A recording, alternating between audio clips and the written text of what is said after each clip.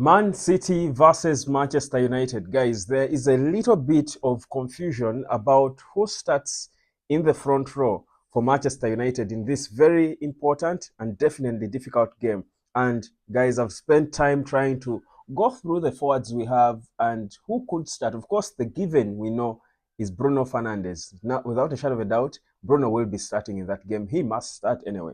But who are the other guys who should be joining him in the attack?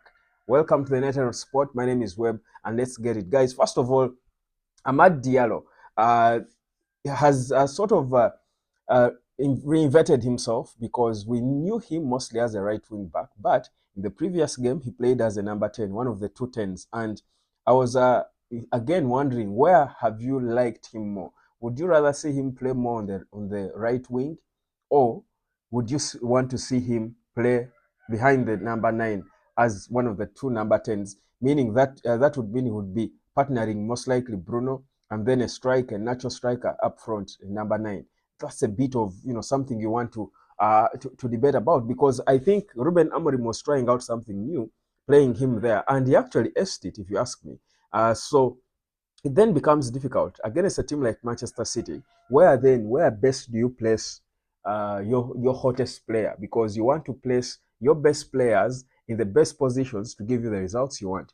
The one thing I liked about Ahmad playing as a 10 is a bit of the freedom, because he would cut into the middle and he was given a bit of freedom, a bit like we get to see Bruno many a times. That's why you could get to see him in several places around the pitch, littered around, and opening up things, orchestrating things from the middle, and that sort of gave us a little bit of control in this game. So there was an advantage to that. You're thinking against Man City, who possessed the ball, you might want to throw him in the mix more. You also, because when you put him on the right wing, you've rationed him to just run, in straight lines or vertically. Go up front, drop back with your man to mark your man. Go up front, come back to mark your man. If he's a 10, he's more mobile, because by the very nature of the number 10 position, you're playing a free role pass. If I could put it that way. So for a player with the skills of Amad Diallo in a team like Man United, maybe he gives you more because he's a hard worker. Even defensively, he gives you something. So I like to see him as a number 10. The only disquiet with that, though, is if Ahmad is going to be a 10 together with Bruno, because I expect Kobe and Ugarte to be the ones playing where Casemiro and Bruno played in the last game. I'm thinking if you're going to then have Ahmad and Bruno, and of course have a striker up front who I think should be Rasmus Højlund leading the line, then it means you've got to find a solution for the right. So on the right wing back, are you going to start Anthony there, or is it going to be Diogo Dalot playing there and Tyrell Malaysia start on the left? That is again, it then creates that situation for you. But also, what approach does that show? If we have Bruno and Ahmad starting up top with Højlund, it means we have felt ourselves and we want to be the the aggressors. We want to be the ones in control of the game. We want to believe in ourselves that we can go out there to win it. Because having Bruno and Ahmad playing up top, far up top with Højlund means your strategy is to win the game. You want to go at the Etihad Stadium and you feel the confidence that you're going to go there to get a win, to beat Manchester City. Should that be the game plan, the strategy?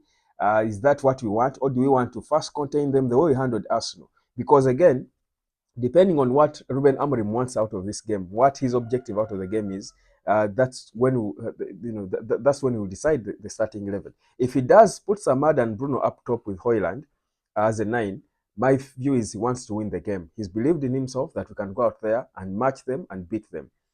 If not, then he might be forced to play a more disciplined game, where a player like Ahmad is going to be rationed on the right, play him far wide, have your Bruno play as a 10, and partner him with Mason Mount.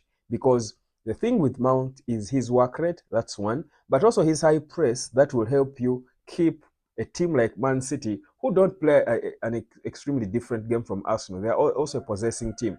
So you want to have that player who's going to press them and keep them in their in their half for as long as they can, because of that high press. So Mount is good at that. But also, what we realized about Mount is his ability to connect well with Ahmad. He has not yet scored a goal, but Mount does connect well with Ahmad in terms of his movements.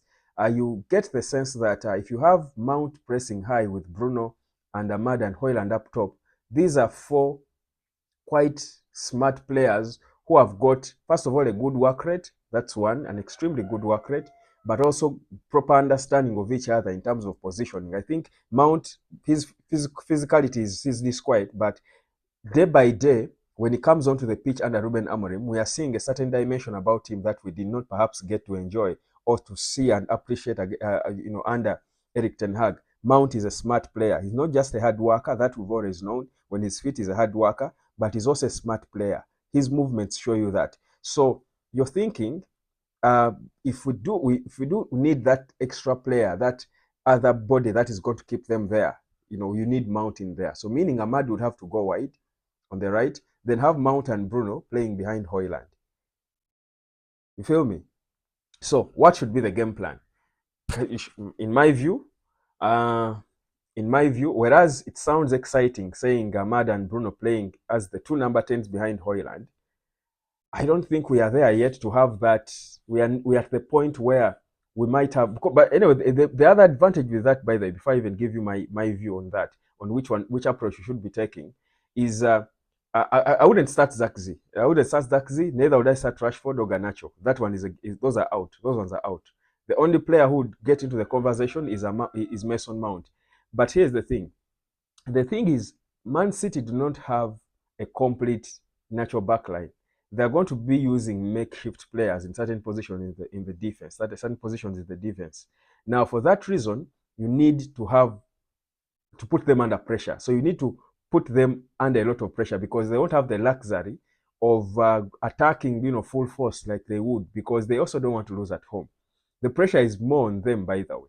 So maybe for that reason, you can have the confidence and say, actually, if we put our best men right and we keep defensively, we keep the traps, we cover the gaps, we can actually go out there with our hottest players and go at them and beat them.